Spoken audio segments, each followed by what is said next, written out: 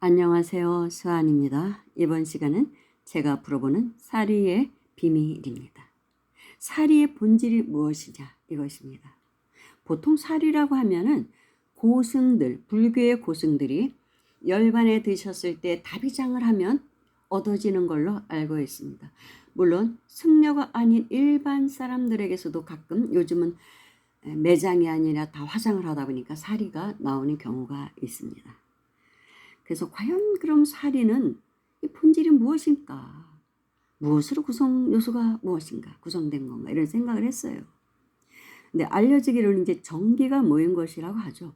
그러니까 오용락을 절제하고 산 사람들, 특히 수행자들은 그 정기를 많이 낭비하지 않기 때문에, 소모시키지 않기 때문에 그 정기가 모여서 화장을 할 때 어떤 연금술적인 과정을 거쳐서 이런 사리가 얻어진다.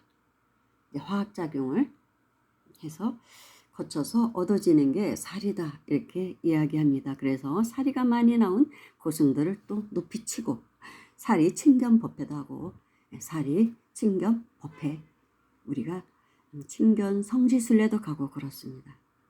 그런데 저는 이 사리에 대해서 또 다른 생각을 한번 해봤어요.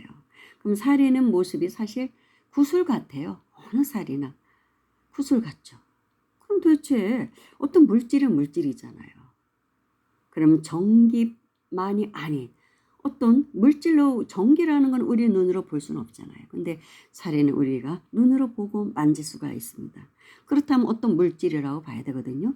그럼 이 사리가 무엇인가? 이런 생각을 했는데 이제 서구 그러니까 물리학에서는 이 생명체를 가장 밑에 원초적 생명체를 탄소 기반 생명체라고 합니다. 그래서 우리 이런 육신을 가지고 있는 우리 인간은 사실 탄소 기반 생명체예요. 그래서 불에 약합니다. 그래서 불에 타죠.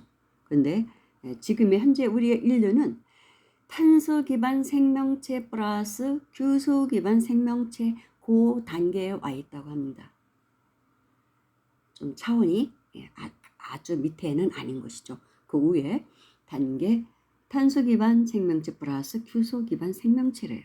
그래서 더 진화하면 완전히 규소 기반 생명체가 되고 그 다음에는 플라즈마, 빛 뭐 이런 상태로 순수 그 다음에는 뭐 순수 에너지 상태 이렇게 진화해 간다고 합니다.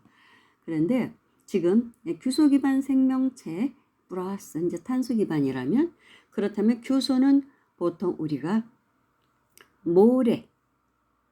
모래의 주요 성분이 규소죠.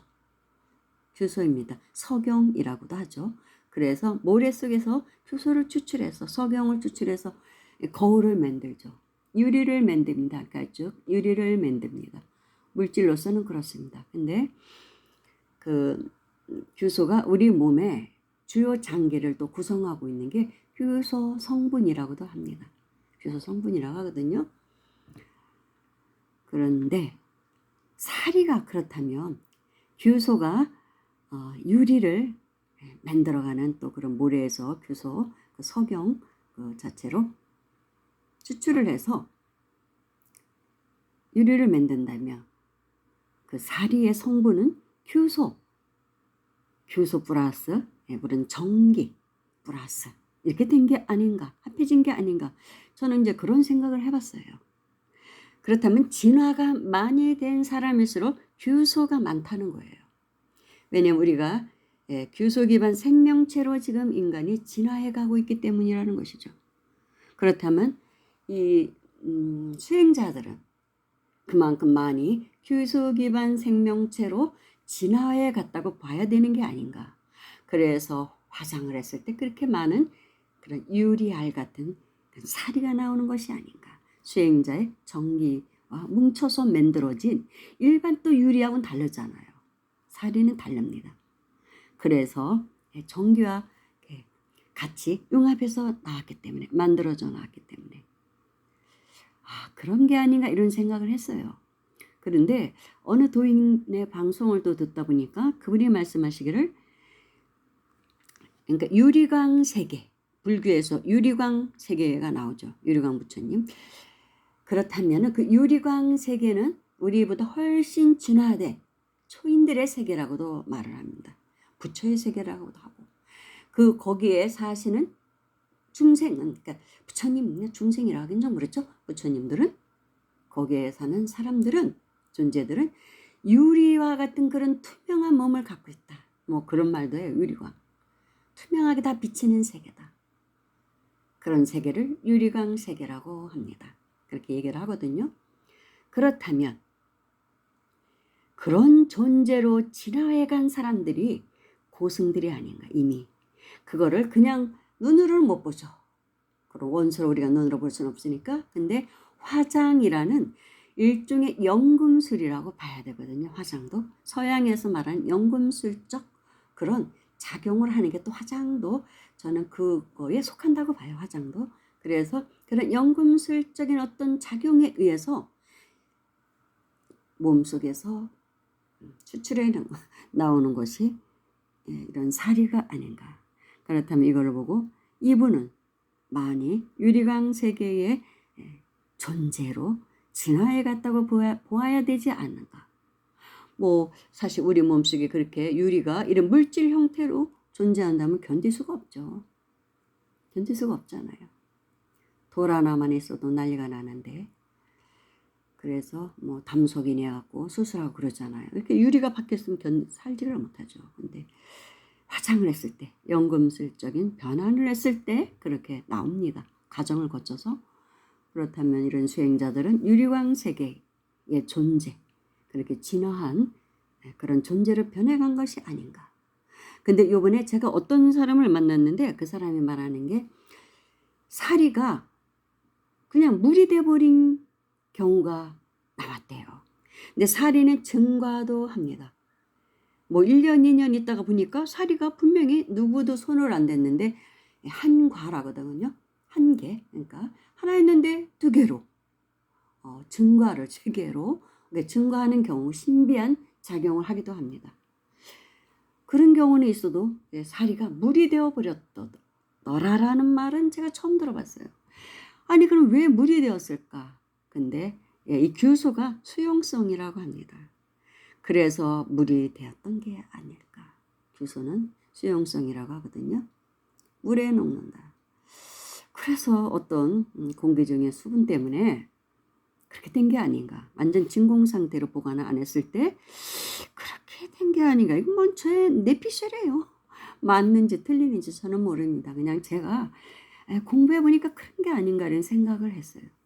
우주의 모든 또 원소가 물이잖아요. 물과 불. 가장 기본 원소가 물이죠. 그래서 우리는 물을 숭배하죠. 정화소를 떠놓고 어디나 종교단체는 다 청정수를 올리잖아요. 그래서 물이 된 게 아닌가. 정말 사리에는 그냥 이렇게 뭐 과학적인 걸로 풀기는 좀 어려운 그런 게 있습니다. 그래서 유리광화체의 몸으로 변해갔다. 그런데 가끔은 또 황금사리도 나옵니다. 그것을 황금메탈체의 몸이라고도 합니다. 유리광화체의 몸, 황금메탈체의 몸. 부처님은 황금메탈체의 몸이라고도 해요.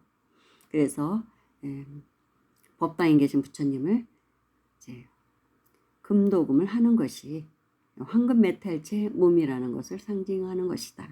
물론 굉장히 귀한 분이란 존귀한 분이라는 거에 대한 어떤 존칭, 그러니까 존귀한 분에 대한 존경의 의미도 있지만 황금메탈체의 몸을 이루었다는 것이죠. 황금메탈체의 몸을 이루면 그야말로 방탄의 몸이 된다고 합니다. 총알이 날아와도 뚫지를 못한다는 것이죠. 튕겨나가는 거예요. 그런 몸을 이루신 분이다. 그런 말도 있습니다. 그래서 또 이제 이런 규소는 뭐 에테르적인 물질이라고 하기도 하니까 그래서 또 그렇게 녹은 게 아닌가. 사리가 사라졌더라 물로 변해서 그런 얘기도 들었어요. 그런 성분이 있기 때문에 그런 게 아닌가 저는 그렇게 봤습니다. 그래서 무조건 뭐 스님들이 사리만이 나오면 수행을 잘했다 이런 평가를 하지 말라. 뭐 스님들 세계에서는 그러죠. 사리를 찾지 말라. 뭐 살이 만들려고 증됐느냐 뭐 이런 말씀도 하시죠. 그렇지만 나름대로는 예, 수행의 어떤 결과를 얻어졌다고 봐요, 저는. 그래서 예, 그런 수행자들은 유리 광화체의 몸으로 규소 기반 생명체로 한 단계 업그레이드 되었다고 저는 이제 생각을 하는 것이죠. 근데 최근에 제가 아는 어느 도반이 건봉사의 치사리가 있습니다. 부처님의 이빨에서 나온 치사리가 있는데 그걸 챙겨나러 갔다 왔대요. 성지순례 갔다가. 근데 이 친구는 굉장히 기감이 발달했습니다. 좀 남다르게 기감이 발달했어요. 근데 그 치사리를 건봉사에 있는 치사리를 챙겨나자마자 몸에서 불이 일어나더래요. 불덩이들이 몸이 막 후끈후끈 하는데 죽겠더래요. 막 견딜 수 없을 만큼의 불이 일어나더랍니다. 몸에서 후끈후끈 하면서. 그래가지고 갔다 오고 하루 더 지나서까지 그 열기가 지속되더래요. 몸에서. 하루 지난 다음 이틀째에서 이제 그게 사그라졌다고 하더라고요. 그 뜨거운 열기가. 몸이 너무너무나 뜨겁더래요. 그래서 진짜 이 사리는 부처님 사리가 맞구나. 그런 확신이 들었대요. 요즘은 아주 사리가 또 흥행해요. 너무 성행해요. 흥행이 아니라 이제 성행하죠. 사리 모시는 사찰이 엄청 많습니다. 그래서 뭐 진짜냐 가짜냐 이런 논쟁까지 막 일어나는데 이런 기감이 발달한 사람은 그걸 증명할 수가 있죠. 진짜 부처님 사리 맞다고 맞는 것 같다고 저에게 말을 하더라고요. 전화가 와서 후끈후끈 하더라. 그러니까 왜 그 후끈후끈 하냐면은 이 보살은 그래요. 부처님의 기운은 불기운이래요. 자기는 도량에 무슨 도량에 가면 뜨거운 열을 느낀대요. 불기운을 느낀대요. 근데 이렇게 무당집 그리고 절이라도 왜가 전봐주고 그 산신이나 용신 많이 이렇게 숭배하는 데 있잖아요. 부처님보다 그런 데 가면은 그 전기가 찌릿찌릿찌릿찌릿 온대요. 막 죽겠대요. 너무 막 싫대. 그 기운이 찌릿찌릿 온대요. 우리 전기 살짝 만지면 오는 것처럼. 그걸로 안다 그러더라. 도량의 기운을 그걸로 알아봐요. 근데 정말 그 치사리를 챙겨나니까 불기운이 오더라. 그래서 제가 부처님 기운이 그 불기운이 그렇게 몸에 왔다는 것은 그러는 경우 내 몸속에 어떤 나쁜 바이러스가 있을 때 그게 소멸될 수가 있다. 그럴 수 있거든요. 다 염증이나 이런 것들이 사라질 수가 있습니다. 그래서 성지순례 좋은 도량 전용고찰 수많은 수행자들이 다녀간 곳 수행을 하고 간 곳 그런 곳에 가서 기도를 하고 오면 가피도 있고 병이 낫는 경우도 많아요. 그것이 바로 그런 기운이 다른 거예요. 우리 같은 사람 보통 사람들은 기운을 잘 못 느끼지만 기감이 발달한 사람은 봉정함에만 올라가도 몸이 붕붕 뜬대요. 몸이 이렇게 발이 발바닥이 땅에 닿지 않는 것 같아요. 솜사탕 위를 걷는 느낌이 든대요. 그 정도로 기운이 엄청나다고 하더라고요. 봉정함이. 그래서 봉정함 갔다 와서 병이 낫는 사람도 있고 어떤 이제 업이 소멸돼서 성취가 되는 경우도 있는 게 그런 탁기를 없애버리는 것이죠. 몸에서 태워버리는 거예요. 기가 워낙 강하기 때문에 소멸시켜버리는 강한 기운이 있으면 탁기 같은 것도 막 사라지고 그러거든요. 그래서 그런 원리로 인해서 우리가 정추에 삼사순례를 하면 좋은 기운을 받아와라. 우리는 어쨌든 마음으로만 살지는 않아요. 기운으로 살아요. 우리 몸은 기로 만들어졌기 때문에 기운으로 살아요. 그래서 그런 기운을 무시할 수가 없습니다. 그래서 좋은 도량에 가는 것도. 그래서 이렇게 무당들도 보면 기도가 잘 안 될 때는 명산을 찾아가서 기도합니다. 명산 명찰에 가서 산기도를 하고 와요. 기운이 좋아서 그러는 거예요. 기운이 좋아서. 기도들을 하고 오면 다시 또 뭐 신발이 막 증장되고 뭐 그런 게 있다고 합니다. 그리고 영이 맑아지니까 젊게도 잘 보이고 그 탁한 것을 걷어내 주는 것이죠. 그래서 그런 작용을 하는 것 같아요.